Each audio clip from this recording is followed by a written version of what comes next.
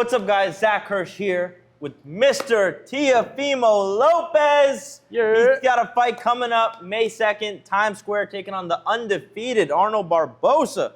How are you feeling? I'm feeling great, man. I'm feeling like I'm ready to take over. So, looking forward to it. We've been having a good camp, and yeah, man, we're here. Yeah, one of my earliest memories is you as a young guy, me as almost a baby. You were training in my father's gym in Davie. Yeah. You were in there with champions like Shannon Briggs, Michael Moore, and I still remember at that young age that you were the hardest worker in that gym.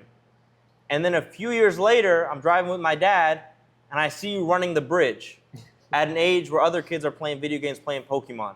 Yeah.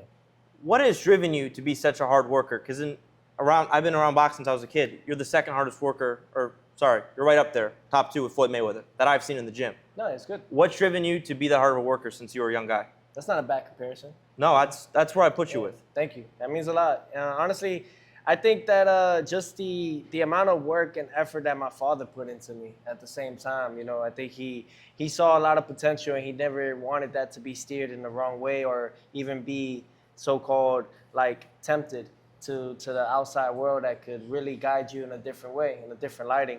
So, I got to give really, really kudos to my father alongside with my mom's. I was blessed enough with that. And I think, that's also has given me the understanding of like the humility part of being around so many people. Because I know not a lot of people have that blessing to be around their family and to actually have that true support system. And I think that overall, just knowing that I was going to be something, never gave up, never quit. I knew that I had something a lot different from everybody else. And it's showing even up to this day. Yeah. I've always also considered you a guy who takes the toughest fights. Mm-hmm. It's no different here. You, along with 2 other stars, and Ryan Garcia, Devin Haney, you're at the toughest fight here. Yeah. You're opening up the card. You're going against an undefeated guy who's had a busy schedule the last 12 months. You've been out of the ring for a minute. It's also been a matchup that's been talked about for a long time, you and Arnold. Mm-hmm. What makes you so confident in this matchup? It's been a matchup that he's been talking about. Myself, I've been trying to aim for bigger fish like the Terrence Crawfords of the world, and guys of that nature. Even the guys that are like Jerron Ennis Boots, guys that are going to be fighting for the Ring magazine and stuff for that. However, it's come to this part now where we're here and we're going to be facing him. He's been productive, absolutely. For myself, I've been productive in many other ways, but just my last fight was the end of June here in Miami. So obviously we've been away for quite some time, but at least we'll be able to get one in before making it a whole year. So it's been it's understandable, obviously they probably have something on their shoulder that they feel like they could come out now and try to execute, and I understand that part, and I always put it as this is the toughest fight of my career to date. Yeah. So when it comes to Barboza and anything of that nature, I could care less. It's about what I do and how I look come May 2nd. You spoke about those bigger fish. How closely are you watching those 2 fights, the Devin Haney and the Ryan Garcia? Well, you got Garcia and Haney. I'm not really looking too deep into it as of right now because the goal and the plans are, as long as they win, they'll be fighting and facing each other. Yeah. In the next fights of the end of this year, sometime in the fall. Yeah. So they're not really something I'm looking into right now. My main focus is Arnold Barboza, and then we go from there. Yeah. Spoke about those other fights. You spoke about Terrence Crawford as well. Yeah. He's at a fight against Canelo Alvarez, 2 weight classes up, September. You've also trained with Canelo. I've seen you around him. What are your thoughts on that matchup? I think it's a good matchup. It's good noise, so to speak. And it's good for the sport of boxing. You get to see what Crawford could do going up 3 weight classes. Which is a huge step up and on his part. And then you get to see Canelo and see if he's able to maintain the 168-pound division. He's been there for quite some time, and we've seen Canelo go up to 75 to fight Bivol. It didn't look too well for him, but we'll see. I think it's a great matchup. Obviously, Canelo has to do his part in winning and collecting another belt to become undisputed once again in that weight class against William Skull. So it's a great matchup. I think that is definitely eye-pleasing for the crowd. You've always dared to be great. You really splashed onto the scene when you beat pound-for-pound #1 Vasily Lomachenko. Yeah. Later and again. Also pound-for-pound #1 at that time, Josh Taylor, too. That was next, champ. Oh, okay. You gotta let me get to it. Sorry, not a lot of A few people. years later, you upset Josh Taylor, Thank you. another weight class up, another champion. Terrence Crawford daring to be great. Similar to you, do you respect him more now that he's jumping up to fight Canelo? Because you guys have had your differences. No, yeah, we have our differences. Obviously, it's because I'm looking to fight him. You know, Yeah. I think it makes more sense. You know, I think the other one is. I agree. I think we're closer in weight classes, and we all can agree. I think Terrence Crawford looked at his greatest at 147 pounds. Yeah. You know, him taking these long layoffs just to wait for these big fights, it's not. I don't think it's doing him any justice. Yeah. You know, he's only getting older, and Yeah. and with time, if you're not staying fit constantly and keeping that repetition of fighting and boxing, it's gonna do something to you. You know, so I felt like that was like the Leonard Duran type of times, but I didn't get that opportunity. So I think it's just I could care less. Still competition on myself. Yeah. Still competition, you know. But nevertheless, I guess I just say good luck to him and may the best man win against him and Canelo. Yeah. There's a lot of talk about the young kings. Your name gets thrown in there with the Ryans, the Devons, the Gervontas, now Shakur. When I look at all your guys' resumes, to me, yours stands tall. You have the best resume out of everyone. Second, though, the guy that I would say number 2 in that mix, Gervonta Davis. He had that draw with Lamont Roach. Yeah. When I gave my top 5 fights that I want to see this year, that was right. That was in my top 5, champ. Yeah, That's the fight that I want to see. Are you trying to get down with Gervonta later this year, depending on the Lamont Roach rematch? Everything's up, you know. Everything's up. You know, it's boxing. It's so unpredictable. Not a lot of people expected Lamont Roach to go out there and put on a clinic. So, and not many thought that it was going to go the distance. You know, even myself included, I thought there was going to be body shots in there that was going to change the rhythm of the fight. Didn't happen. So, honestly, just don't know. You know, my whole thing is we're expecting the unexpected and being ready for all of that. Yeah. You know, the beauty about it is that these guys are at lightweight at 35. We're at 140. Ryan and Haney, they're both going up to welterweight at 147. You know, then we have Jaron in his boots and Staniosis fighting for the unification bout and the Ring magazine. It's a lot of noise and a lot of people working. So everything's up, whatever the fans actually want. You know, as long as they push it and promote it, I think that's really what's going to give the businessmen and the business side of boxing the understanding, all right, let's make this fight happen. Yeah, speaking of what the It's fans... up to you. It's up to them. It's up to you guys. Truthfully, you guys got to really push it, though. You got to push it. You know, even put it on your page, on your platform, push it, whatever fight you want to see, because they wanted to see Mayweather and Pacquiao for quite some time. It generated a lot of money, but it had to make sense for these people in the business side. Speaking of what the fans want, His Excellency Turki Al-Sheikh has been putting more fan-friendly fights together than we've seen in the sport in a long time. Yeah. How is it now fighting with him and kind of dealing with them and working with him? You know, he's an interesting guy. You know, not a lot of things that you're going to see on media is going to be true. You know, however, he knows how to make everyone be emotionally invested in this. And I think that's the greatest part about what he's doing in the sport is that he's intertwining the physical and the spiritual and combining them with the emotion state. You know, and the emotional state of that is looking good for the sport overall. And, you know, just my whole thing is make boxing great again. And he's one of those guys that is doing that and continuing to. So great matchups, great opportunities and fights. I think the fighters need to stop talking about how much money they want to make out of these things, though, because all that will come, but you have to believe in yourself, right? You know, I didn't make a lot of money fighting these best fighters and the #1 division guys. I didn't. You know, however, I knew that by me knowing I'm the best, I will show them by beating these guys that are the best. And God willingly, that would actually rise to the occasion of me making that type of dollar. Yeah. You know, still in the work, in progress. It's still in the process. However, I think that's the problem with the fighters today. They're focused too much more on the financial part of everything rather than just fighting. And that needs to change. They can't really say that to me. I've done my part. You know what I'm saying? I've done that. I could at least say, let me complain a little bit about my financial because the record showed. Yeah. My resume shows. I give you my portfolio, you're going to be like, that's crazy. Yeah. And especially at this young age, Facts. 27. For all these other young fighters that think that they are something, you have yet to show the world. Yeah. Let alone shake it up a bit to ask for those finances. Just fight. That's it. We're in the amateur fighters, we would fight. We wasn't even getting $1 then. Some of the guys that were with USA team, the Olympic team, they were getting $3,000 to fight 5 times in 1 week. You know what I'm saying? So no excuses. They shouldn't be. And I think that we're seeing, at the moment, we're seeing, how can I say, not a rise to it, but everything's kind of going downward, I would say, in the sense of the fighters. You said a lot there. You want to throw a name out there? There's too many to name. Too many to name. There's too many to name. That's the problem. Yeah. You know what I'm saying? There's too many to name, and there's too many sides, picking sides to come together. I remember when boxing was one thing, like it was man and man fighting each other. You know what I'm saying? They settled the business right there and then.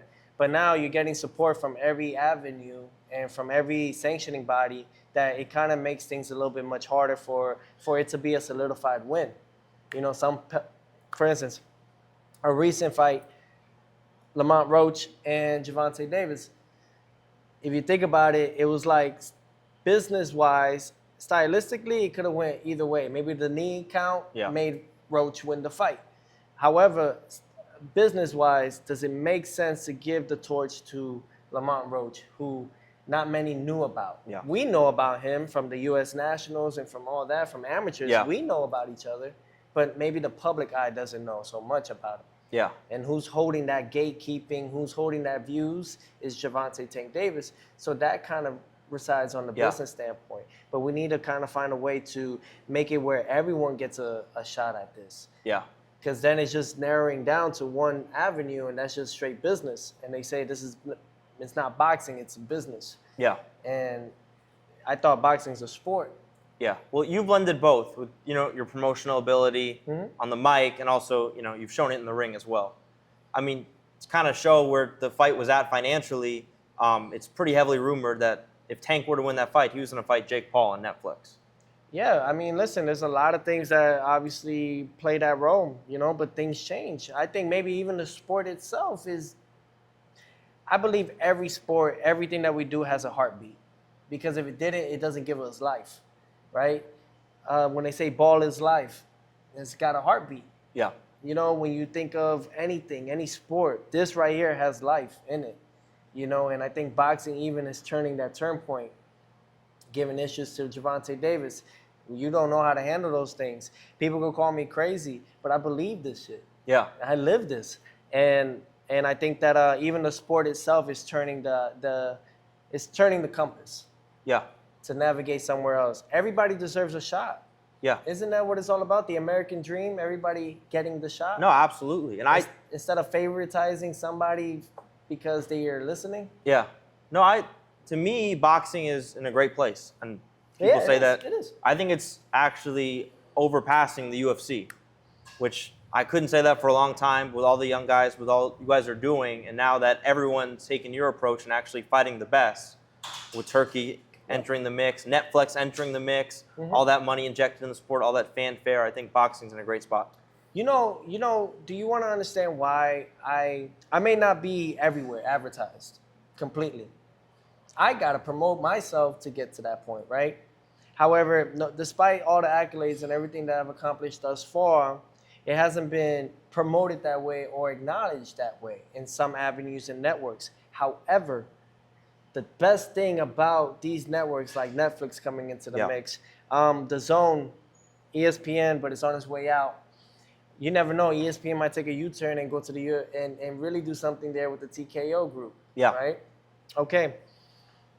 What I always learned about is that viewerships, because numbers, they make up the numbers, but when you're doing your thing and you're really trying to navigate the world to see a different type of lighting and style and entertainment, the viewerships is what's going to be the asset. Viewerships all the way. They don't care how star populated you are, how much you've invested in cars and this and that. They care about, are people going to still watch you? Yeah. You got to make it entertaining while they're watching you. And that's what these networks really care about. They don't care about, oh, I'm this or I'm a silver medalist or any of that shit. Yeah. I mean, Jake against Mike Tyson, the most viewed match. I mean, they even literally crashed Netflix. Yeah. They literally put a halt to it for Yeah. a second. That's how many people are watching in and tuning in, obviously, because it's Mike Tyson. Yeah. Jake Paul, people want to see him lose, so he knows how to be the heel, and that helps him with his brother, Logan Paul, who is actually in the WWE and doing a great job in that way. So everybody needs to just come together. I don't know if anybody's seen on Netflix The Queen's Gambit.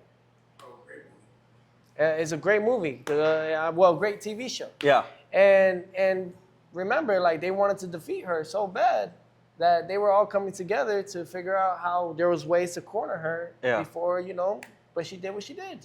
She got the win. But we need to come together in that way and figure out how can we establish our sport, because that's how we breathe and that's how we make a living. There's been a lot more talk about an undisputed champion. We even have the video game Undisputed, but now we've got all these guys collabing and really making these undisputed fights happen. Is that what you see in the future of boxing? One champion in each division, one undisputed champion? Obviously, you're an undisputed champ yourself. Yeah, no, absolutely. I think that with time, all this will come together. If it makes sense, it's gonna make it where it's hard to be a champion. It shouldn't be where people get elevated. Yeah. You know what I'm saying? Just because someone didn't want to fight the other person. No, I think that they all deserve the shot. It should be mandatory. If they don't want to fight that one person that makes sense for the sport to keep up, then take all their belts away. So eventually, I'm looking forward to it just being under one sanctioning. And the thing is that it could be in some sort where it's the WBC, IBF, WBO, and WBA all in one belt. Yeah. They could still get a conference fee out of it. Yeah, and the ring now in the mix. Yeah, but the ring in the middle. Yeah, the ring in the middle. Because the ring was the emblem and still is the emblem. Yeah. We could talk about the 33 degrees law and shit, but they have an emblem, right? So for boxing, ours is the Ring magazine. That's our emblem. Like, that's how I learned from this. So put that, and then you could add the other marquee ones that have done the thing. And it's still under one belt, makes it easier. I don't have to carry 50 pounds worth of belts, every time. Even though it's heavy, just put all the weight in one belt. Subtle flex. Yeah, nice little flex, man. Yeah. It's but we'll see what they do. Obviously, I would love to contribute more into the sport of business for the boxing. Yeah. Part of everything. However, first things first, I got to get my things in order. Yeah, this fight's gonna be in Times Square. Mm-hmm. Talk to me about when they first told you about this opportunity, what it means to be fighting in Times Square. It's obviously going to be a legendary event. Yeah, it's a blessing. I mean, there's 8 billion people in the world, and I'm one of the few that are going to be fighting in Times Square in the center. That's an historic event and historic night. It's an historic night for me. I'm already winning just that alone. Stepping in the ring, we made history. Yeah. No matter what, and I think that's something that I acknowledge myself with. It's been a long time overdue, and it's great that all these things are coming around. And I think that but I had 2 options. Thankfully, by I was actually offered to fight May 3rd in Saudi Arabia instead on the Canelo card. Yeah. However, them doing the big deal that they did for Canelo, me, respectfully, that's just who I am. Maybe I shouldn't be too respectful and kind, but I didn't want to take over his night, so I wanted Canelo to just have his own show. Yeah. So I said, you know what? Why not put me on the card with the young rising champions that are still in the game of Devin Haney and Ryan Garcia, and adding me to the mix would just even spice it up a little bit. So why not May 2nd? So he and the rest of the team and Sela, Dr. Rakan, they thought about it for some time. We were watching the fight, Dmitry Bivol and Beterbiev, part 2. The last crescendo, and ended up coming into my favor. He thought about it and said, yeah, let's do Times Square. So now it's Times Square TakeOver. Yeah. Times Square TakeOver. Let's go. Yes, sir. We spoke about Ryan Garcia, Devin Haney. You recently shared a press conference stage with them. Yeah. They've both called out your name. You've had some heat with both of them. They both insist that they do want to fight with you. Do you sense it in their hearts that they are actually willing to sign the dotted line? I believe that they will. However, they may want the bigger piece of the pie to make it happen, and it's unfair to that degree because it should just happen that way. But there's egos and pride at play, and they feel like they're the bigger star because of what they've committed to. So to each his own. I think that for me, it's I could care less. I'm just gonna keep doing what I'm doing. I already solidified my stamp in the Hall of Fame. You know, they still have That's a work to fact. do. They still have work to do. So I think, honestly, if anything, in fact, I know that my journey is a lot different from Yeah. everybody. So we don't know where that one goes first, but I look forward to it. Yeah, I would hope so. I would Yeah. hope that they would want to take those fights and sign the dotted line, but I'm not them. Have you And they're had not me. guys who price themselves out rather than take a fight with you?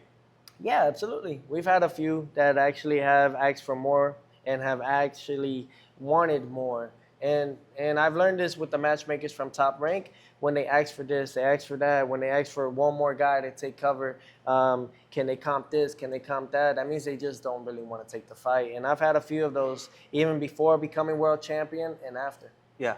You mentioned Keith kind of slyly. You're now working with Keith Connolly and Mike Correo. How does it feel to have them kind of leading your career? Obviously, this is the first step.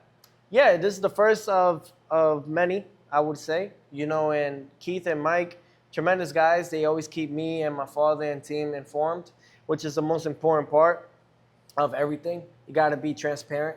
And, you know, I've always heard good things about them. I remember Keith even mentioned, and it was funny, but I was one of the boxers that he didn't have that he would love to have under his banner. And it's times have changed, you know, so now we're here. You know, I look forward to it. They've been helping me with my contractual things with Top Rank as well. So that's coming up soon. I'm excited for that. I'm happy about all these things, you know, and pretty much just cutting all the cords that I need so I could fly. You know, you gotta let me fly. I'm a peacock. You gotta let me fly, you know? The other guys. I remember, talking to Mike when you were Gordo as an amateur coming up that you were going to be a future champ just based off your work ethic alone, just forgetting about the talent. Of course, your father going to be in the corner. Of course, you're working with him. But you brought it back. You got Milton in the corner. Yes. The OG. I mean, the guy who was with you in the beginning. What has that been like? It's been really good. It's great to see the connection and the communication, because I think that's the biggest part about all of it is that for me, my father and Milton, you know, they've had their shares of talks. However, they're coming together, and that's the beauty about it. You know, Milton keeping me slick again, keeping me nice and smooth and polishing things. My father seeing the things that he's already worked on me with since, you know, since I would say since 12 years old, 11, 12 years old, and it's good to be back in these things. You know, I'm working on fundamentals that I haven't seen in a while. Yeah. And I'm excited. I feel like reborn. It's like the spirit of the phoenix. You know, you just rise from your ashes. Okay, you feel reborn. Yeah, I do. We're going to see a reborn Teofimo Lopez in the ring May 2nd. That you will. That's That what you we're tuning in for. Yeah, everyone will, and it's a moment of celebration. You know, I think the win alone is gonna speak for itself. I don't need to do more than that. I don't need to express more than that after the fight for the post-fight interview. I don't need to do more than that. It just speaks for itself, and we just say on to the next. Yeah. Put them in front of me. You spoke about that rhythm. In my opinion, when you're in rhythm, nobody can fuck with you at 140 pounds. Have you been working on that with Milton, just finding that rhythm from the get-go and really tap into that TO flow? Yeah, with Milton and with my father, we've been working on those things, keeping me loose at the same time, not so stiff, not so rugged. Yeah. You know, because my style is more being a slick boxer. Yeah. You know, I can fight you inside and I can fight you outside. However, my best game is when I'm able to translucent all that together, intertwine them.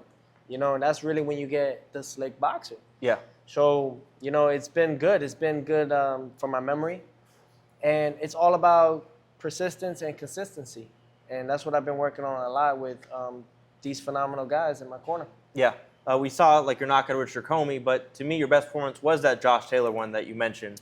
Yeah. Where you hit that flow state and like couldn't really get to you at all, even if no matter how hard he tried. There's some guys that you just look and you're like, he's an amateur. He's just fighting guys that are also amateurs. A lot of these pros, don't get me wrong, Josh Taylor, a very tough Scottish guy. Yeah. Very tough. I mean, he's paved the way to where he earned from the World's Boxing Super 6 series. Yeah. I think he won the Muhammad Ali trophy as well, beat Regis Prograis along that way. He even fought my good friend here, Ivan Baranchik, IBF world champion at that time. So all these guys and everything, and he's definitely paved that way. So I knew I was gonna fight a tough guy. I had to be on my point. You know, I had to be on my my P's and Q's. But it's having the fun. Yeah. The fun aspect of it. That's when it's different, because it's a whole different aura that I don't know of, that it just comes out. And I think Israel Adesanya, he mentioned it best. He's like, I love when a guy's in his flow state. He comes in for a little bit, comes out. And men like him, you know, he's so into the anime and stuff. Yeah. It's really like that. One last thing, not to put you on the spot. This is something that I've been asking guys. Mm-hmm. What's one thing about you that nobody knows? Well, most of the time, not like right now, I wear double socks. I like to wear double socks. Another thing that people don't know, I'm not real. I'm not real. Elaborate. I was born in another planet. Yeah, so that was it. I'm not believable. I'm not reptilian though. I'm not reptilian. Not reptilian. Okay. All right, I'm not reptilian. Yeah. Let's just bring that and put that out there. No Diddy parties? None of those. Okay. Nah. All right. Thankfully, I never got invited to them either. All right. So I went to one. You went to one? Yeah, it was chill. I was chill. It was chill. I left early. You left early? You gotta leave early. You have to leave early. I think that's what Denzel Washington said. He said, hey, you should leave before the devil comes. Yeah. So, but no, I think honestly, I believe that something that people don't know, truthfully, I'm just like you. The only difference is that I go after the things that we all are scared of.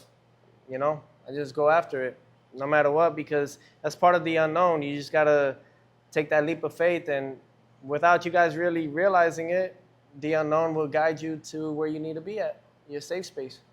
Yeah, so I'm just like you. That's something I think people don't know. That's why I don't change my teeth. I don't get the veneers and shit. I try to let y'all know without letting you know I'm just like you. I just don't quit. And despite all the tears and the pain that we go through, that's part of the growth. You know, if shit don't grow, it's might as well it's dead. So, yeah, you just gotta face it. All your fears, things that you don't want to do, whatever you don't want to do it. That's it. You know, and I promise you'll go far. You go really far. I've made it this far. There you go. You know? Off those words of advice. Just Words of wisdom. Yeah, you know. There's no one in this planet that is superior to God that made us. So no need to bend the knee to nobody. Not a woman, not a man, not an alien, not a reptilian, nothing. None of it. No one. It's you. That's it. That's the verse. You and I. Universe. One verse. One world, one love, one man, one woman, one peace. It all comes together, man. Yeah, there you go. It's infinite. You heard it from the champ himself, your favorite fighter's favorite fighter. That's the right. best who's not afraid to fight the best. Yes, sir. He's got a fight coming up May 2nd in Times Square against Arnold Barboza. Any last word for your fans, the people? Well, to everybody, listen, man, Teofimo, this is just who I am, raw and uncut, but we always keep it, just keep it with love, man. So to everybody, thank you for just supporting me along my journey. There's so much more. We haven't even started yet, which is the best part of this whole thing. And listen, you can follow me on all my social media platforms. I mean, all of them. From TikTok, I just got TikTok. That one is Teofimo The Takeover. The ad will be right here. Yes, all right. You can add them right here, but everything else outside of TikTok is at Teofimo Lopez. Everything else, man, and I really want to, it's been a long journey, man. What are the chances? And just to see you, Zach, Mr. Zach Hirsch, Thank one you. and only, man. Thank you. I'm also now on the Mario Lopez show, 3 knockdown rule. I saw that. Got to get you on, man. Let's With my go. man Steve. Yeah, and then I'd spoiler alert. I know I do the picks on there. I'm gonna pick you in your fight, so we got to do something for that too. Nice. All right, cool. And then we get to, Mario always like to take a tequila shot, bro. So After the fight. after the fight, Yes, yeah, sir. for sure.